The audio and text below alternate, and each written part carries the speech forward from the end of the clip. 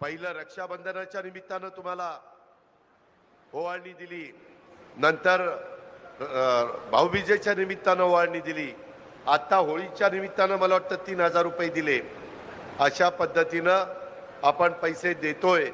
आदिती तटकरेचा पण त्याच्यामध्ये पाठपुरावा आहे.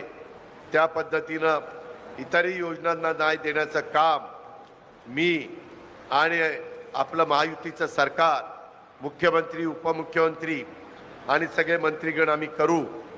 पण महिलांनो, लाडक्या बहिणींनो, ती गरीब महिलांच्या करता आहे. ज्या महिलेचं वर्षाचं उत्पन्न 2,50,000च्या आत आहे, त्या महिलांच्या करता कुरपण करणारी, धुणंभांडी करणारी, झाडूपोछा करणारी, झोपडपट्टीमध्ये कष्टाचं जीवन जगणारी, अशा पद्धतीची निराधार अशा ज्या काही महिला आहेत